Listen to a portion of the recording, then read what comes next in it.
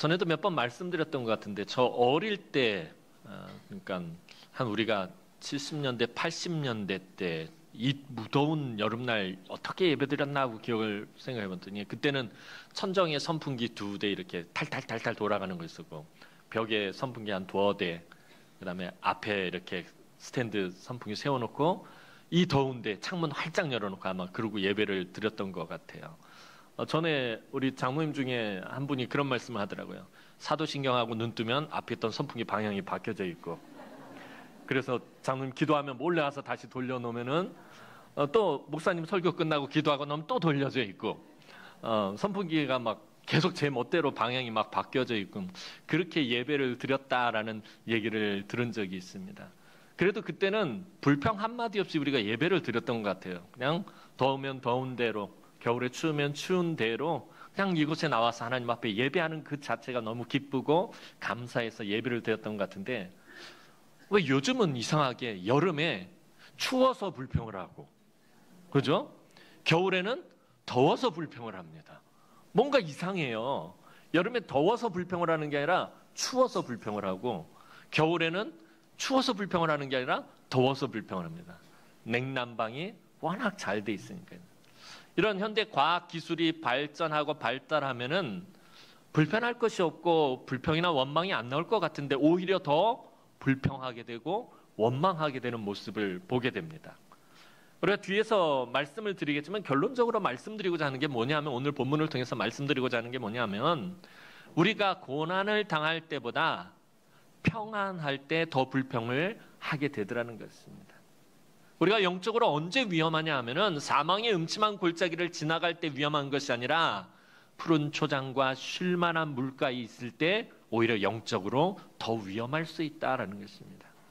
그것을 알려주는 것이 오늘 본문 말씀입니다. 그래서 오늘 본문 말씀을 우리가 깊게 한번 묵상해보고 살펴보면서 또 은혜를 나누고 도전받고 우리가 또 회개할 것들 회개하고 하나님 앞에서 결단할 걸 결단하는 은혜의 시간이 되기를 주님의 이름으로 축원합니다. 오늘 본문 사건 사무엘하 11장 사건은 여러분들 너무나 잘 아시는 사건입니다. 다윗이 밧세바를 범한 다윗의 인생에 있어서 가장 큰 오점 3000년이 지난 지금에도 다윗의 허물로 들춰지는 사건이 낱낱하게 아주 신랄하게 기록된 게 이 사무엘하 11장입니다. 다윗의 어떤 그런 구약 성경 내에서의 위치와 어떤 그런 영향력을 생각한다면 사실 이런 건 이렇게 덮고 가도 좋지 않겠는가? 그리고 왜 거룩한 성경에 이렇게 정말 더러운 치부를 낱낱이 기록하고 있는 것일까? 이거 말고도 사사기에 가면 레위인 첩사건이라든지 창세기에서 소돔과 고모라 사건이라든지 그 외에도 성경 여러 곳에는 정말 이게 성경에 기록될 법한 이야기인가 싶은 그런 더럽고 추한 이야기들이 굉장히 많이 기록이 되어 있다는 거예요. 왜 성경은 이런 이야기들을 가감하지 않고 그냥 빠짐없이 그런 것들을 다 기록해 놓았을까? 우리가 오늘 본문을 통해서 우리가 함께 살펴보았으면 좋겠습니다. 다윗은 왕이 된 이후 지금까지 승승장구하며 형통한 길을 걸어왔습니다. 오늘 사건, 이 사무엘하 11장 사건이 있기 전까지 다윗은 물론 고난의 시간도 있었고 고통의 시간도 있었지만 그 모든 것들을 이겨내고 극복하고 믿음으로 버티며 여기까지 하나님께서 형통한 길을 걷게 하셨다는 거예요.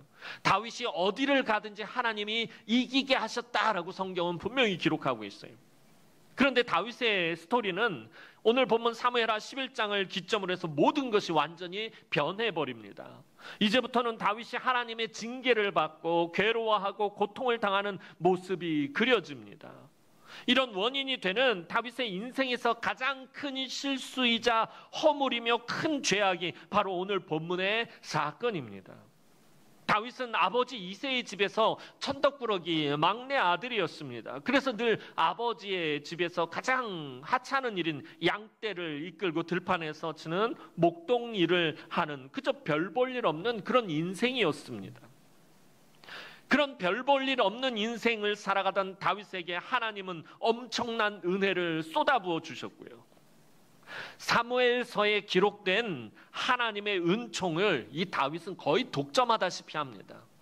사무엘서를 잘 읽어보면 와, 하나님이 어쩜 다윗을 이렇게 사랑하실까? 어쩜 이 모든 은혜와 은총과 사랑을 이렇게 쏟아부어 주실까? 사무엘서에 기록된 모든 하나님의 사랑과 은혜와 은총은 마치 다윗이 다 독점하는 것 같습니다. 그런데 그러한 다윗이 오늘 본문에 이런 죄를 짓는다라는 것이 사실 이해가 되지 않습니다. 다른 사람이라면 몰라도 다윗이라면 이런 죄를 지어서는 안 된다라고 우리는 생각을 하게 됩니다.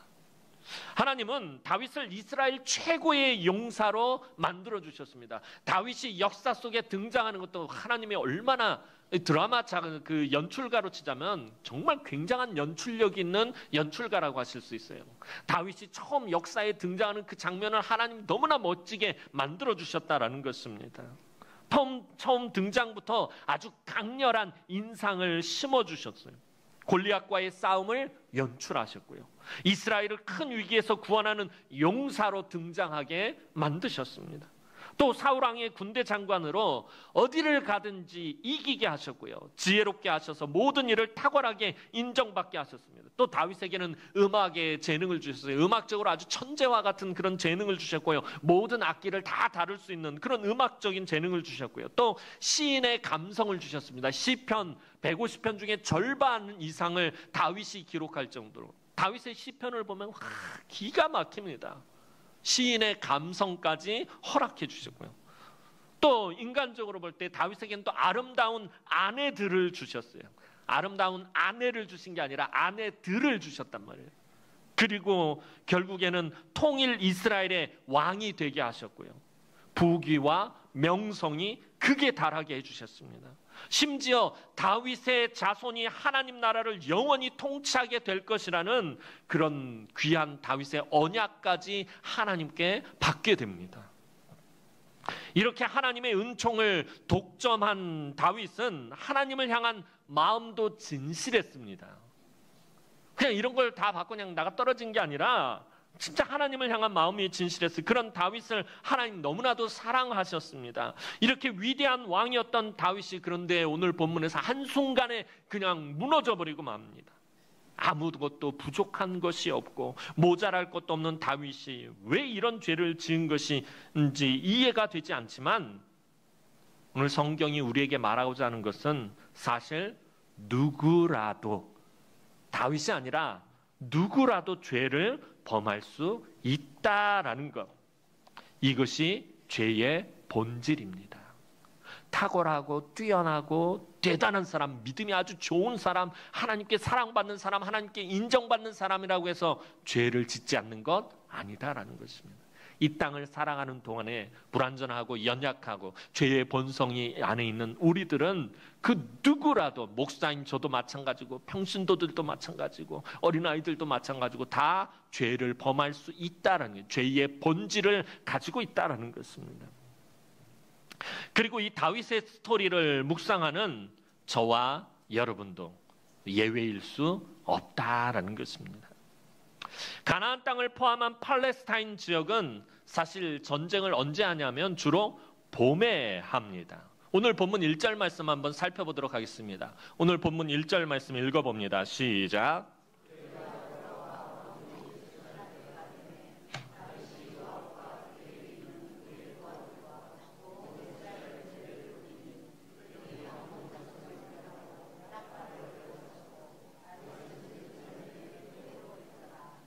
오늘 바세바 사건을 시작할 때 사무엘서의 기자는 이렇게 시작을 하고 있더라는 거예요. 뭔가 굉장히 불길한 느낌이 은연중에 싹 흐르고 있어요. 자, 먼저 이야기할 때 그 해가 돌아와 왕들이 출전할 때가 되매라는 말씀은 봄이 되었다라는 것을 의미합니다. 이스라엘 땅은 건기와 우기로 나뉜다라고 그 기후에 대해서 예전에 몇 번 말씀을 드렸습니다. 우기가 우리나라로 치면은 겨울입니다. 그러니까 우리는 여름에 비가 지금 장마로 한참 막 무덥고 습하고 그러는데 우리는 여름에 비가 오잖아요. 근데 이스라엘은 반대예요. 겨울에 비가 오고 봄과 여름에는 비가 한 방울도 오지 않습니다. 그러니까 이때가 언제냐면 이제 우기를 마치고 건기로 넘어가는 봄이었습니다. 겨울 동안 내렸던 비가 그치는 이 시기에 보통 전쟁이 시작되어집니다. 왜냐하면 이때 추수를 마치게 되기 때문에 그래요. 추수를 마치면 군량미도 넉넉하고 비가 오지 않아서 군대를 이동하기도 쉽기 때문에 보통 이때 전쟁을 합니다. 그래서 그 해가 돌아와는 이제 전쟁을 할 수 있는 기후가 형성이 되었음을 의미하는 것입니다. 다윗은 암몬과의 전쟁을 치루었습니다. 그런데 이 암몬과의 전쟁이 마무리가 되지 않고 끝나서 이 우기가 시작되는 바람에 전쟁을 그만 멈추고 돌아와야 됐어요. 그리고 이제 봄이 되자 다시 암몬과의 전쟁을 지금 시작을 하는 것입니다. 사실 1년 전에 암몬의 왕이 죽었을 때 다윗이 조문사절단을, 동맹을 맺으려고 조문사절단을 보냈는데 그 죽은 암몬 왕의 아들이 이 조문사절단을 모욕하고 이 긴 머리를 잘라버리고 옷의 뒤에 엉덩이 있는 부분을 잘라가지고 아주 모욕을 주고 수치스럽게 해서 쫓아낸 것이 빌미가 되어서 암몬과의 전쟁이 시작되었습니다. 그렇게 암몬과의 전쟁이 3차례에 걸쳐서 치르는데 아까 말씀드렸던 것처럼 2번의 전쟁을 치르는 중에 우기가 시작되어서 잠시 전쟁을 중단했다가 우기가 그치자 3번째 전쟁을 시작하게 된 것입니다. 그런데 앞선 첫 번째, 2번째 전쟁을 이 다윗이 사실은 큰 승리를 거둡니다. 이 3번째 전쟁은 거의 끝자락에 이제 그 암몬의 수도만 함락을 하면은 전쟁이 끝나는 그런 상황이었습니다. 다윗의 군대가 암몬의 수도인 랍바를 포위하고 있어서 랍바를 함락하는 것은 거의 시간 문제였습니다. 그런데 이 암몬이 이 랍바가 함락이 되면 자기네가 멸망을 하는 것이다 보니까 아주 격렬하게 마지막 힘을 짜내서 저항을 하고 있었습니다. 이러한 때에 다윗은 보통은 왕들이 전쟁할 때 같이 나가서 출정을 해서 전쟁을 치르고 돌아오는데 오늘 본문을 보니까 예루살렘에 그대로 있더라. 요압과 모든 군대를 다 보냈어요. 다 보내놓고 자기는 예루살렘에 그대로 있더라라고 이야기하면서 오늘 본문이 시작되고 있다는 거예요. 그대로 있었다라는 거예요. 전쟁에 나가지 않고 그대로 있었다는 거예요. 암몬의 격렬한 저항으로 다윗의 군대는 사실 큰 피해를 보고 있었습니다. 그런데 이때 다윗은 예루살렘에 그대로 머물러 있었다는 거예요. 그런데 이 그대로 머물러 있었다는 게 그냥 가만히 있었다는 거예요. 그러니까 사실은 다윗이 성전에 나가 있든지 하나님을 찾든지 막 그러고 있어야 되는데 그냥 그대로 있었다라는 것을 의미하고 있는 거예요. 전장에서는 부하들이 죽어나가고 있는데 다윗은 지금 느긋하게 낮잠을 자고 있었습니다. 그렇게 낮잠을 푹 자고 해가 질 무렵 왕궁 옥상을 거닐다가 다윗은 그만 못 볼 것을 보고 말았습니다. 2절 말씀 보도록 하겠습니다. 오늘 본문 2절 말씀입니다. 시작.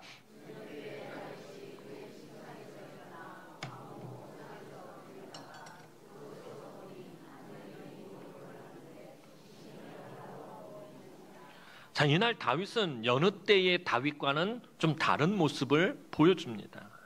비록 다 이긴 전쟁이지만 지금 나라는 전시 상황입니다. 전쟁 중에 있었습니다.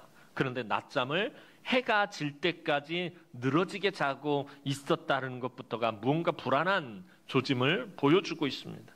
그리고 평소 같으면 아까 말씀드렸던 것처럼 말씀을 깊이 묵상하든지 아니면은 하나님 앞에서 깊이 기도하며 하나님과 교통하는 시간을 보냈을 텐데 오늘은 그러지 못하고 있다는 거예요.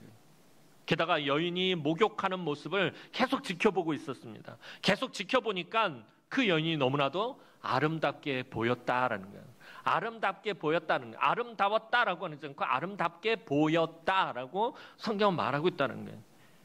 이게 뭘 연상시키냐면 마치 아담과 하와가 처음 범죄할 때의 모습이 사실은 연상되는 것입니다. 창세기 3장 6절 말씀 보면 여자가 그 나무를 본즉 하와가 그 선악을 알게 하는 나무를 본즉 어떠했다라고 성경 말하냐면 먹음직도 하고 보암직도 하고 지혜롭게 할 만큼 탐스럽기도 한 나무인지라라고 말하고 있어요.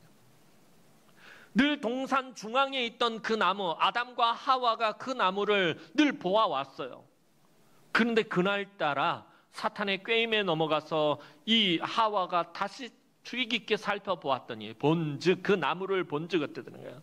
먹음직도 하고 보암직도 하고 지혜롭게 할 만큼 탐스럽게 보였다는 거예요. 그리고 하와가 그 열매를 따먹게 됩니다. 오늘 다윗도 마찬가지예요.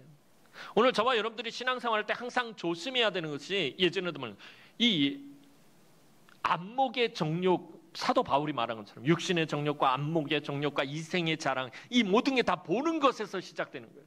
우리가 다른 사람하고 비교하는 것도 보는 것에서 시작된다는 거예요. 그러니까 보는 걸 잘 봐야 돼요. 보는 걸 제대로 보지 못하면 시험에 들게 되어 있는 거예요. 아담과 하와처럼 되고요, 다윗처럼 되는 것입니다. 우리가 있어야 할 곳에 있어야 돼요. 수요일날 설교 때 말씀드렸던 것처럼 은혜 받을 장소에 있어야지 은혜를 받고요, 축복을 받을 장소에 있어야 축복을 받게 되는 거예요. 시험에 들 장소에 있으면 시험에 드는 거예요. 죄를 범할 장소에 있기 때문에 죄를 범하게 된다는 것입니다. 이제 다윗은 사람을 보내서 그 여인이 누구인지 자세히 알아보게 합니다. 3절 말씀 보겠습니다. 오늘 본문 3절 말씀입니다. 시작.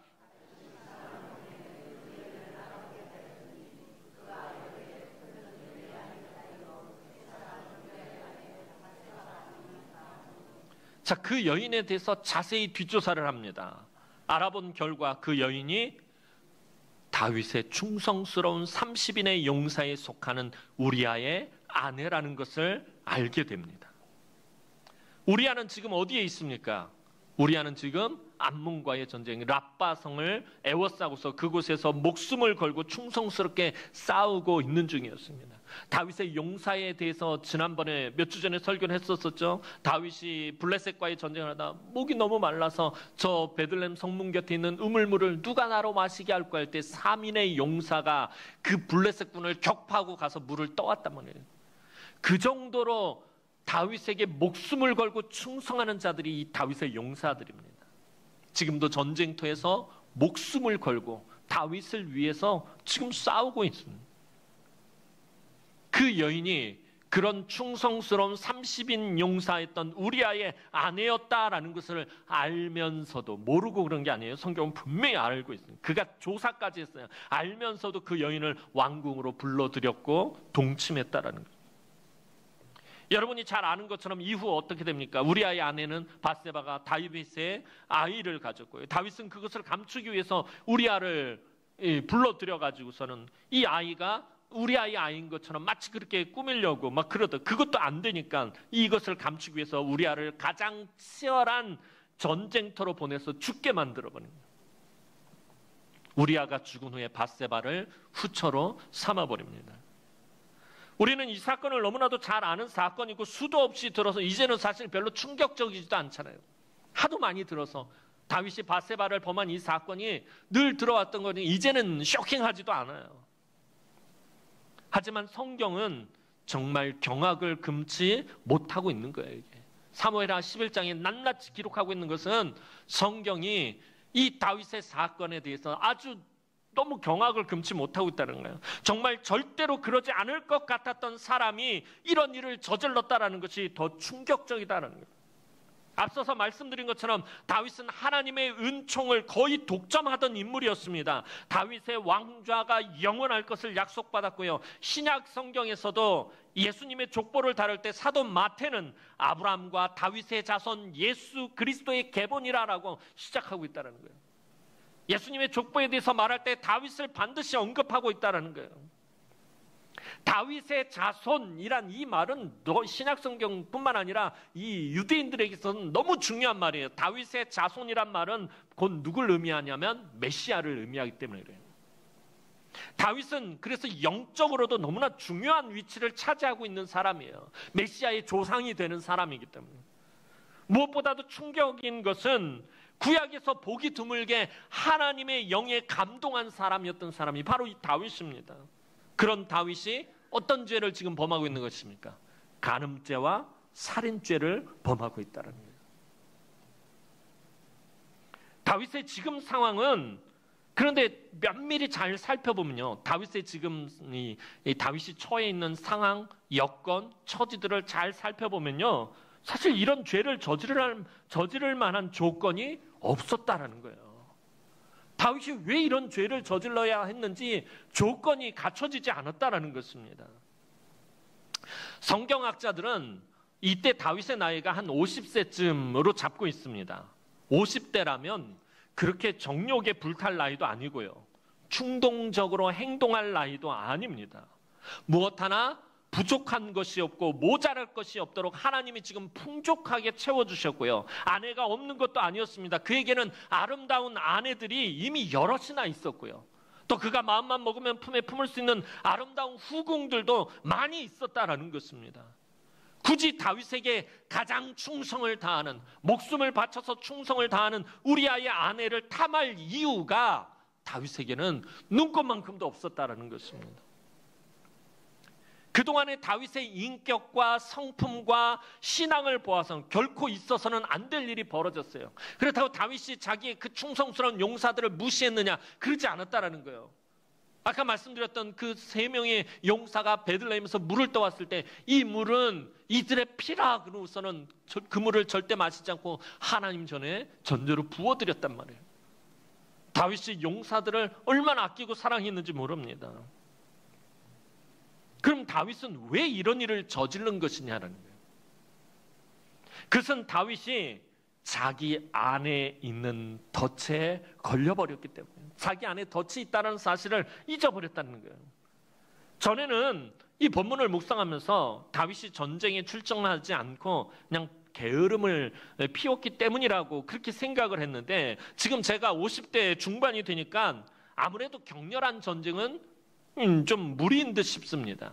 50대가 되어서 전쟁터에 나간다는 거, 나갈 수는 있겠지만 그렇게 우리가 나중에 보면은 이 다윗이 전쟁터에 나갔다가 아주 죽을 뻔한 위기를 겪습니다. 그러니까 용사들이 왕이시여, 왕은 이스라엘의 등불과 같은 자입니다. 앞으로는 전쟁에 나오지 마십시오. 전쟁은 우리가 감당하겠습니다라고 말할 정도예요. 그러니까 다윗이 이제 전쟁에 힘이 붙일 때가 되었다라는 것입니다. 나라의 흥망성쇠가 걸린 전쟁이 아니라면, 정말 큰 위기 가운데 있는 그런 전쟁이 아니라면 굳이 전쟁에 나갈 필요는 없습니다. 게다가 그는 왕이기 때문에 전쟁에 참여하고 안 하고는 왕의 권한입니다. 낮잠을 잔 것도 게을러졌기 때문이 아니라 당시에 지중해 연안에 있는 국가들의 풍습이 가장 더운 그 시간 1시부터 3시 요때 낮잠을 자는 풍습이 있었습니다. 그러니까 당시의 풍습과 그의 나이를 생각한다면 가장 해가 뜨거운 때에 잠시 쉬는 것도 사실 문제가 될 것이 없어 보입니다. 그렇다면 뭐가 문제냐라는 것입니다.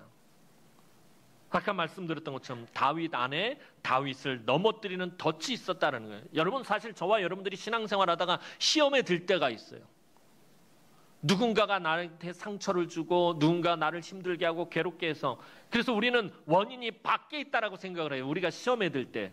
근데 엄밀히 따져보면요, 우리가 시험에 드는 것은 외적인 조건들보다 내적인 조건에 의해서 무너질 때가 더 많다라는 것입니다. 내 안에 시험에 드는 덫이 있다라는 것입니다. 그동안 다윗은요, 너무 치열하게 달려왔습니다. 그의 인생이 지금 사무엘하 11장에 이르기 전까지는 그가 아주 치열하게 정말 열정적으로 열심히 그의 인생을 달려왔기 때문에 자기 안에 육신의 정욕이 숨어 있다라는 것을 잊어버리고 있었다는 거예요. 그는 분명 하나님의 영에 감동한 사람이었습니다. 하나님의 영에 충만해서 하나님의 영이 임할 때마다 나가서 전쟁하고 승리하고 정말 그렇게 귀하게 하나님께 쓰임받았던 사람이었어요. 그런데 다윗 안에는요, 사도 바울의 표현을 빌리자면 육체의 소욕과 성령의 소욕이 함께 역사하고 있었다는 것입니다. 다시 말해서 다윗도 우리와 똑같은 성정을 가지고 있는 사람이었다는 거예요. 똑같이 성령의 소욕과 육체의 소욕이 다투고 있는 사람이었다는 거예요. 이 점에 대해서 사도 바울은 갈라디아서 5장 17절에서 이렇게 말하고 있습니다. 갈라디아서 5장 17절 말씀 보도록 하겠습니다. 시작.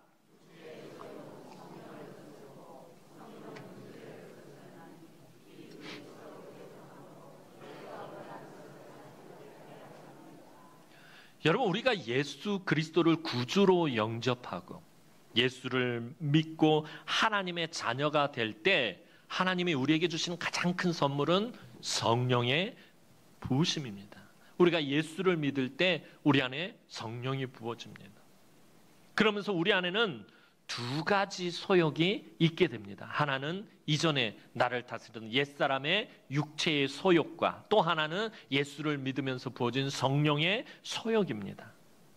우리말로 소욕이라고 번역을 해서 좀 소욕 그러면 성령의 소욕 그러면 왠지 뭔가 좀 불경건한 느낌이 드는데 이 소욕이라고 번역한 이 소욕이란 말의 헬라어 원전의 의미는 매우 갈망하는 것, 매우 원하고 바라는 것을 우리말로 소욕이라고 번역을 한 거예요. 그러니까 육체가 매우 갈망하는 것, 육체가 매우 바라고 원하는 것과 성령이 매우 갈망하는 것, 성령이 매우 원하고 바라는 것, 이 두 가지가 항상 우리 안에서 다투고 있다는 것입니다.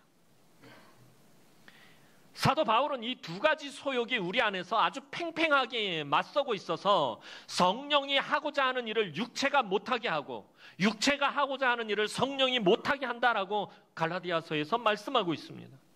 그런데 성령이 하고자 하는 일에 우리의 마음을 향하면 육체가 하고자 하는 일은 쉽게 물리칠 수 있다라고 지금 사도 바울은 우리에게 알려주고 있습니다. 그런데 반대로 육체가 하고자 하는 일에 우리의 마음을 둔다면 이 육체가 하고자 하는 일이 바로 우리에게 덫이 된다라는 것입니다. 내 안에 성령의 소욕과 육체의 소욕이 다투고 있을 때 내 마음이 어디를 향하고 있느냐에 따라서 우리 삶의 방향이 달라진다라는 것입니다. 다윗 안에도 이 육체의 소욕이 깊은 곳에 덫과 같이 숨겨져 있었습니다. 그런데 이 육체의 소욕, 이 육체의 덫은 그 조건이 갖추어질 때만 발동하게 되어 있다는 거예요. 여러분 그냥 아무렇게나 우리가 범죄하고 죄를 짓는 게 아니라는 거예요. 그 조건이 갖추어져야만 죄를 짓게 되고요. 육체의 소욕이 일하게 된다는 것입니다. 즉 우리 안에 욕심이 폭발하면 욕심이 좋아하는 조건이 갖추어진, 그러니까 욕심, 내가 막 욕심이 이끄는 삶을 살려면 우리 안에 욕심이 좋아하는 조건이 갖추어져야 한다는 것입니다. 그런데 다윗은 그동안 아주 오랫도록 이 육체의 소욕이 넘쳐날 조건이 만들어지지 않고 있었다는 것이에요. 다윗은 골리앗을 무찌른 후에 정신없이 계속 전쟁터에 나가 있었어요. 사울 왕을 위해서 계속해서 싸우고 전쟁하고 있었고요. 늘 승리하고 개선 장군으로 돌아오다가 어느 날 사울 왕의 질투와 시기를 받아요. 사울도요, 갑자기 다윗을 미워하고 갑자기 시기하고 질투했던 게 아니에요. 어떤 조건이 갖추어졌기 때문에. 어떤 조건이 갖춰진 거예요? 다윗이 개선해. 늘 다윗은 승리하고 돌아왔어요. 그전에는 한 번도 다윗을 질투하거나 시기하지 않았어요. 그런데 그 안에 있었던 그 욕망이 확 촉발하는 사건이 발생하죠. 조건이 갖춰집니다. 사울이 죽인 자는 천천히요, 다윗이 죽인 자는 만만히로다. 여인들이 나와서 막 춤추며 노래하는 그 노래를 듣고 나서 그 안에 숨겨져 있던 육체의 소욕이 폭발해버린 거예요. 그래서 그때부터 다윗을 미워하고 시기하고 질투하고 죽이려고 들었다라는 것입니다. 자, 사울왕의 질투와 시기를 받아서 다윗이 어떤 삶을 살죠? 도망자의 삶을 10년이 넘게 합니다. 이 도망자의 삶이 얼마나 힘들고 혹독했는지 여러 번 설교했어요. 이스라엘의 왕이 되어서 다윗이 편안한 삶을 살았던 건 아니에요. 사울 왕과의 내전을 7년 동안 치러야 했고요. 끊임없이 힘들고 어려운 일이 다윗을 뒤따랐어요. 지난번에 살펴본 것처럼 블레셋이 끊임없이 전쟁을 도발해 왔고요. 항상 다윗의 삶은 사망의 음침한 골짜기를 지나가는 심정으로 살아온 거예요. 지금까지. 매일매일의 삶이 다윗은 사망의 음침한 골짜기를 지나가는 삶이었다라는 거예요. 그런 심정으로 살았기 때문에 다윗이 어땠어요? 한시도 하나님을 떠나서는 살 수 없었다는 거예요. 늘 목마른 사슴처럼 하나님의 은혜를 갈구하면서 살아왔다라는 거예요. 그가 고통의 상황에서 눈물 흘리며 기록한 시편이 넘쳐나고요. 그는 밤낮 말씀을 묵상하고요. 침상을 적시도록 밤새 눈물을 흘리며 기도하지 않으면 버틸 수가 없는 인생이었다는 거예요. 얼마나 하나님의 말씀을 사모했는지 그 말씀이 송이꿀보다 더 달달하고 표현하고 있다는 거예요. 여러분들 도무지 이해가 되지 않는 말씀이죠. 하나님의 말씀이 송이꿀보다 더 달다. 지금도 열심히 주무시고 계시는 분들, 하나님의 말씀이 송이꿀보다 더 달달하고 다윗은 말하고 있다는 거예요. 오랫동안 그의 마음이 항상 성령의 소욕으로 향하고 있었다는 거예요. 그의 마음이 늘 갈급해하고 은혜를 사모하고 하나님을 향하고 믿음으로 늘 하나님을 찾고 구하고 의지하는 것. 그의 마음이 항상 성령의 소욕으로 향하고 있었기 때문에 육체의 소욕이 그동안 어떻게 된 거예요? 죽은 듯이 지낼 수밖에 없었다는 거예요. 육체의 소욕이 올라올 수가 없는 거예요. 성령의 소욕이 누르고 있으니까 그의 마음이 늘 하나님을 향하고 있었기 때문에 나 하나님 없이는 살 수 없어. 하나님이 날 도와주지 않으면 내가 살 수 없다는, 늘 하나님의 은혜를 간구하고 기도하고 묵상하고 말씀 붙들고 하나님만 붙잡고 살아오니까 육체의 소욕이 다윗을 어찌할 수가 없는 거죠. 그런데 사무엘하 11장부터 다윗의 형편과 상황과 조건이 달라집니다. 이제 다윗이요, 자기가 차지할 만한 것은 다 차지했어요. 원수들도 다 패배했어요. 다윗을 대적하는 자도 거의 남아있지 않고 이제 암몬도 좀 지나면 무너져 버릴 거예요. 주변의 모든 나라들이 다윗에게 조공을 바치기 시작했고요. 팔레스타인 지역에 다윗의 영향력이 크게 되었어요. 다윗이 무엇이든지 하고 싶은 대로 할 수 있어요. 많은 재물이 쌓이기 시작합니다. 통일 이스라엘은 점점 부강해졌고요. 또 다윗에게 많은 자녀들이 있었는데 그 자녀들이 잘 자라고 있었어요. 그가 마음먹은 것은 안 되는 일이 없었다라는 거예요. 지금 뭐든지 자기가 하고 싶은 대로 다 할 수 있었어요. 그의 삶의 여건이 자신도 모르게 영적인 긴장을 풀게 만들어버렸다. 자, 보세요 여러분. 이런 여건들, 조금 전에 말씀드렸던 차지할 만한 거 다 차지하고 원수들도 다 패하고 조공을 받고 그가 영향력 있는 사람이 되고 부귀와 명화와 명광을 다 누리고 자식들도 잘 자라고 모든 것이 잘 되고 있는 이런 여건들이 성령의 소욕과 육체의 소욕 중에 어느 쪽에 더 유리하게 작용할까요? 답을 주고 맨날 물어봤는데 육체의 소욕이 좋아하는 방향으로 다윗의 삶이 향하기 시작했다는 거예요. 왜? 그의 인생에 갈급함이 사라져버린 거예요. 간절함과 애통함이 사라져버렸어요. 상한 심령이 없어져 버리기 시작했다는 거예요. 상한 심령을 하나님께서 멸시하지 않는다고 그랬어요. 하나님 앞에 나아갈 때 상한 심령으로, 애통하는 심령으로, 갈급한 심령으로 지금까지 나왔던 다윗의 그 삶에 그거는 애통함과 간절함과 갈급함이 사라져버리겠다. 육체의 소욕이 좋아하는 방향으로 다윗의 삶이 향하기 시작했다는 것입니다. 그렇다면 다윗의 이런 여건들이 잘못된 것입니까? 그가 누리던 부귀와 영화와 능력과 권세가 잘못된 것입니까? 이거 다 누가 주신 거예요? 이거 다 누가 주신 거예요? 하나님이 주신 거잖아요. 그가 지금 누리고 있는 부귀와 형통과 영화와 영광과 명성과 성공과 승리하는 그 인생의 모든 것, 권세, 모든 것이 다 하나님 주신 거예요. 그렇다면 하나님이 잘못하신 건가요? 하나님이 다윗에게 이런 걸 주셔서 다윗이 지금 범죄했다면 하나님이 잘못하신 거냐라는 거예요. 그러면 우리는 부자가 되거나 명성을 얻거나 세상에서 성공하면 안 되는 거냐라는 거예요. 아니라는 거 여러분들 잘 알고 계시잖아요. 다윗의 실수는 하나님이 허락하신 이 놀라운 축복과 은혜의 환경을 육체의 소욕이 마음대로 악용할 수 있도록 방심한 것에 있다라는 것입니다. 하나님이 은혜와 축복과 모든 것을 다 쏟아부어 주셨는데 이걸 육체의 소욕이 마음껏 쓰도록 오용할 수 있도록 그걸 방치한 것이 다윗의 잘못이었다라는 것입니다. 죽은 듯이 잠잠하던 육체의 소욕을 잠가놓은 자물쇠를 풀어버린 것이 실수였다는 거예요. 다윗은 하나님만을 의지하고 신뢰해야 할 때가 사망의 음침한 골짜기를 지날 때뿐만 아니라 푸른 초장과 쉴만한 물가에 있을 때에도라는 사실을 잊어버렸다는 것이에요. 오늘 저와 여러분들도 마찬가지잖아요. 하나님의 은혜와 하나님의 능력과 하나님의 권능이 필요한 것은 우리가 사망의 음침한 골짜기를 지나갈 때뿐이라고만 생각을 하잖아요. 푸른 초장과 쉴만한 물가로 나아갔을 때, 우리의 삶이 형통했을 때, 우리의 삶에 하나님의 은혜와 축복이 충만하고 평안할 때는 그렇지 않다라고 생각을 하잖아요. 다윗은 하나님만을 의지하고 신뢰해야 할 때가 사망의 음침한 골짜기를 지날 때뿐만 아니라 푸른 초장과 쉴만한 물가에 있을 때라는 사실을 그만 잊어버렸다는 것입니다. 전쟁터에서만 하나님을 붙잡아야 하는 것이 아니라 오히려 평안하고 화려한 왕궁에 거할 때가 더 하나님을 붙잡아야 하는 때라는 사실을 다윗이 놓친 것, 이것이 다윗의 가장 큰 실수였다는 것.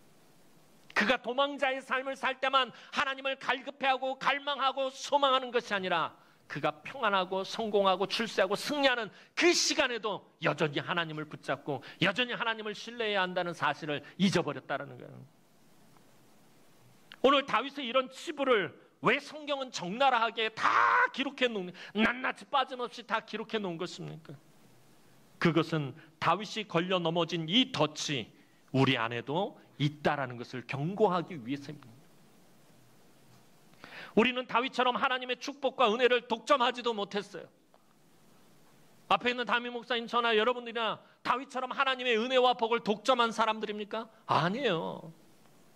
다윗처럼 탁월하고 뛰어나지도 못해요. 그렇다고 해서 저와 여러분은 절대로 안심해서도 방심해서도 안 된다라는 거예요. 아유, 난 다윗처럼 그러지도 않은데. 저와 여러분이 물질 앞에서 넘어질 수 있고 건강과 자녀와 여자와 분노와 욕심과 고집과 음란함 앞에서 언제든지 넘어질 수 있다라는 것입니다. 우리 안에는 아주 무서운 덫이 숨겨져 있습니다. 우리가 열심히 기도하고 늘 말씀을 묵상하며 겸손히 헌신할 때는 마치 죽은 듯이 잠잠히 있지만 조금만 빈틈을 보이면 우리 안에 죄악의 불을 질러버리는 것. 그래서 절대로 마음을 놓아서는 안 된다는 거예요. 특히 푸른 초장과 쉴만한 물가를 지날 때, 내 삶이 평안하고 안락할 때, 내가 성공의 길을 걸어가고 있을 때, 만사 형통하고 있을 때 더더욱이 안심해서는 안 된다는 거예요. 사도 바울은 이것을 우리에게 분명히 경고하고 있습니다. 고린도전서 10장 12절 말씀 보겠습니다. 한번 읽어봅니다. 시작.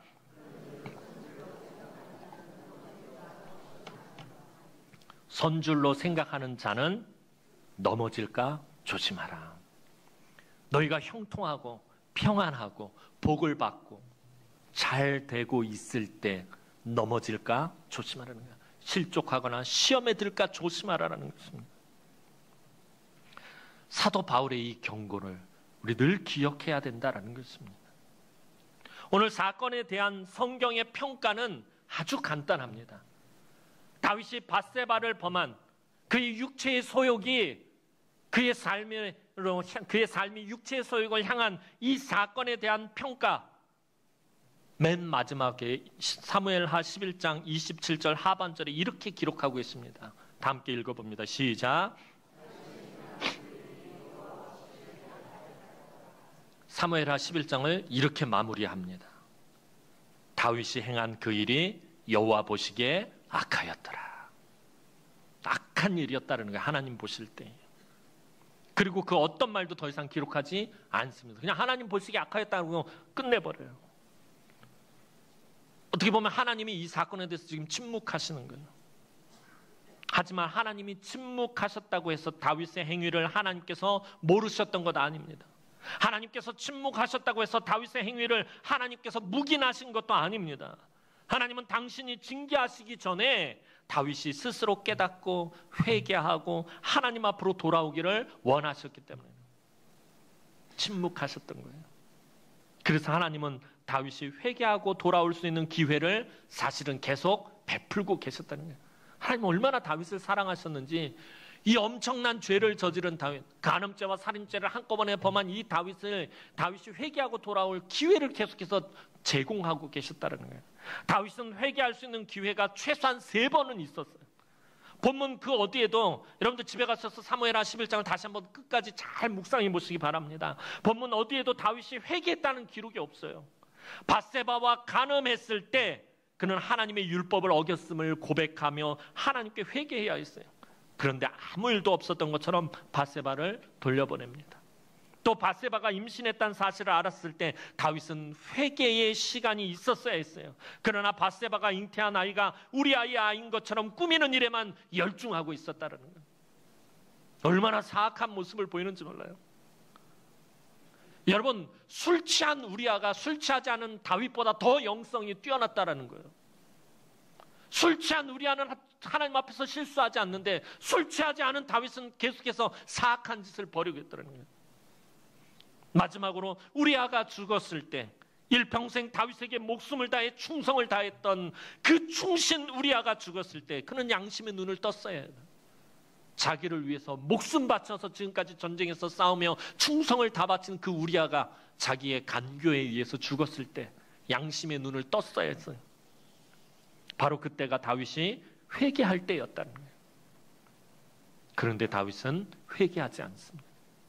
사랑하는 성도 여러분, 지금 여러분이 처해 있는 상황과 형편과 처지와 그리고 마음 상태가 어떠한지 여러분들 한번 살펴보시기 바랍니다. 성령의 소욕에 유리한지 아니면 육체의 소욕에 유리한지 여러분들 정직하게 여러분들의 삶을 살펴보시기 바랍니다.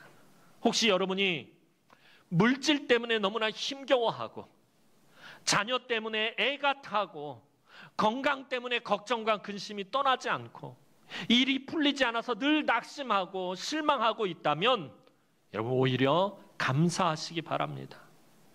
사망의 음침한 골짜기를 지나가는 것과 같은 이런 조건은 성령의 소욕이 역사하기에 훨씬 더 좋은 조건이기 때문에 그래요.